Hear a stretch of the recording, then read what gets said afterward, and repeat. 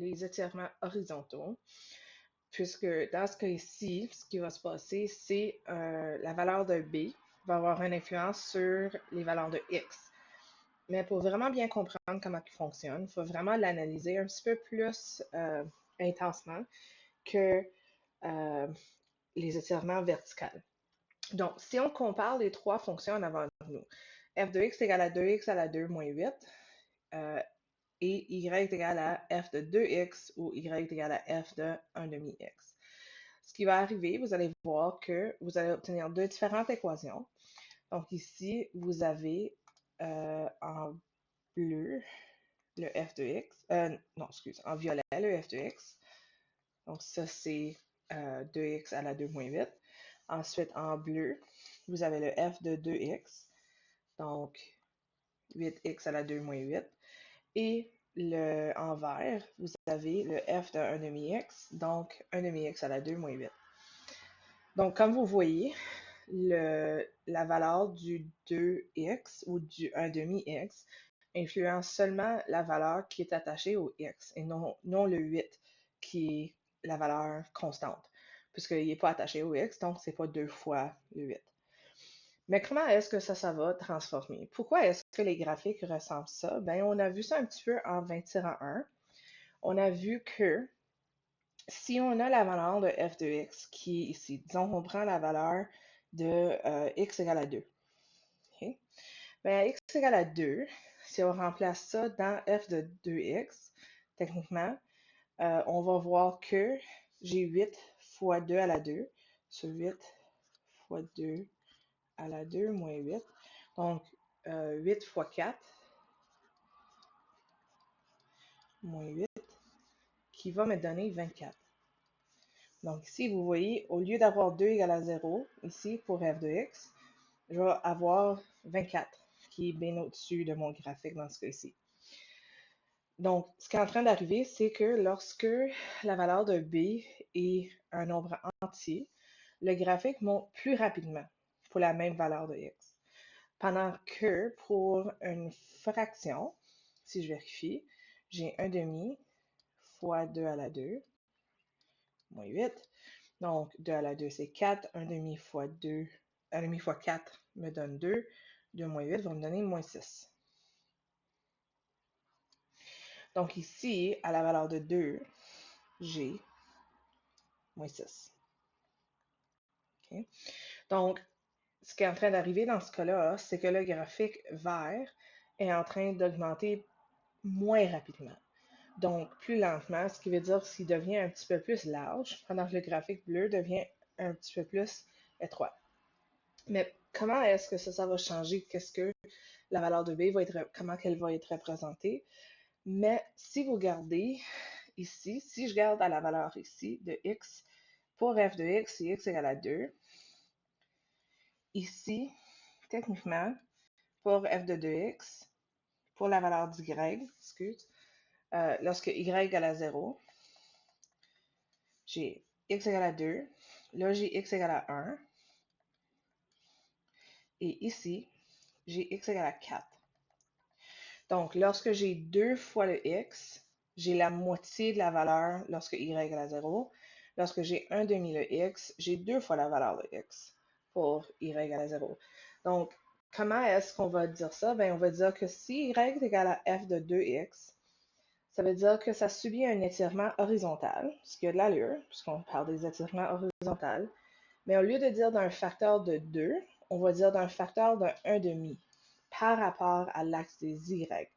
Et c'est à cause qu'on va par rapport à l'axe des y qu'on parle du 1 demi, puisque c'est la moitié de la valeur. Si j'ai f de 1 demi x, ça veut dire que le graphique a suivi un étirement horizontal, un facteur de 2 par rapport à l'axe des x, puisque c'est 2 fois plus gros par rapport à le graphique f de x. Donc, quand vous voyez la valeur de b, vous voyez en effet que c'est l'inverse de ce qui est dans l'équation. Si c'est 2x, c'est par un facteur de 1 demi. Si c'est 1 demi-x, c'est par un facteur de 2. Donc, voyons donc comment ça fonctionne dans l'exemple 7.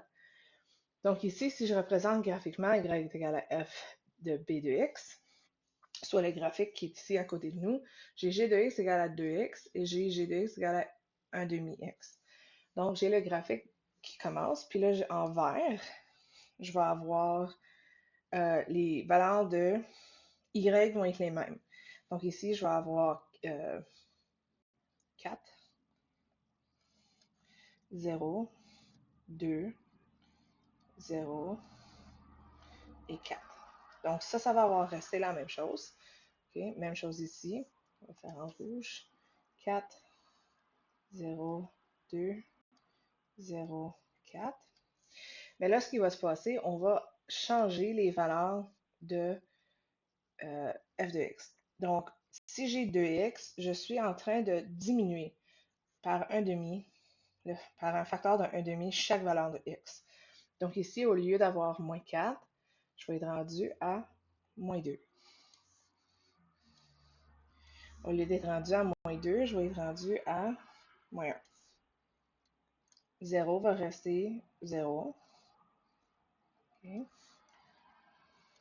Ensuite 1. Ensuite 2. Donc mon graphique va être un petit peu plus étroite à cause que mes valeurs de x montent plus rapidement. Donc ici, je vais aller comme ça. Donc mon W a l'air un petit peu plus étroite. Là, ensuite, si je vérifie pour le rouge, j'ai f de 1 demi-x. Donc, à cause c'est 1 demi, j'augmente par un facteur de 2. Donc, là où j'ai x égale à moins 4, au lieu d'avoir moins 4, j'aurai en effet 8. Okay? Donc, le 8 il est hors de mon graphique, mais c'est pas grave. Donc, moins 8. Ensuite, au lieu d'être à 2, je vais être à moins 4. Au lieu d'être à 0, je vais rester à 0. Parce que c'est ça mon angle, puisque c'est par rapport à l'axe des x. Des y, excuse. 2, je vais être rendu à 4. Et 4, je vais être rendu à 8. Donc, mon graphique va avoir l'air beaucoup plus large à cause de ça. Donc, on va y aller. On va faire ça. Puis, vraiment, ça ferait... Parce que là, ça, c'est 6. Donc, je serais rendu plutôt comme ça, quelque part. OK? Donc, c'est plus ou moins comme ça que ce parti-là fonctionne. D'accord? Et si on remplit chaque chose ici, on va voir que les points invariants, donc les points qui n'ont pas changé, sont toujours l'ordonnée à l'origine dans ce cas-ci, puisqu'on transforme par rapport à l'axe des Y. Donc, dans ce cas-ci, c'est 0,2, qui est l'ordonnée à l'origine. La règle de correspondance, dans ce cas-ci, j'en ai deux. C'est soit 1 demi x, y, pour le graphique vert, ou 2x, y, pour le graphique rouge. Le graphique de g de x égale à f de 2x est un étirement horizontal.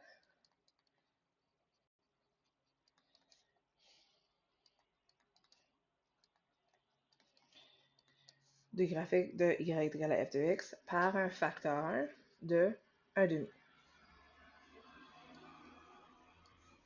par rapport à l'axe des y.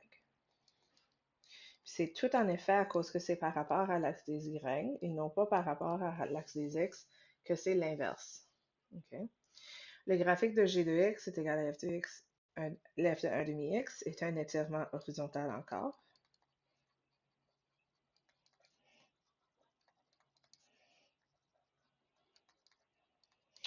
Par un facteur de 2 par rapport à l'axe des x, des y. Okay? Donc, les domaines dans ce cas ici, pour en vert, on dirait okay, x aimant de nombre réel, moins 2 à 2.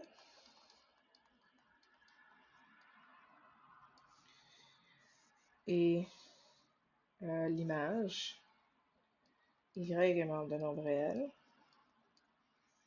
de 0 à 4. Et en rouge, le domaine, x est membre de nombre réel, de 0 à 4. Non, excuse, de moins 8 à 8.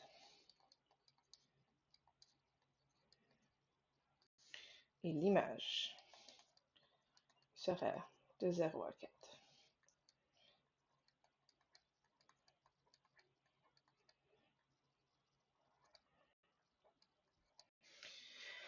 Et voilà les étirements horizontaux, puis comment eux, ils fonctionnent.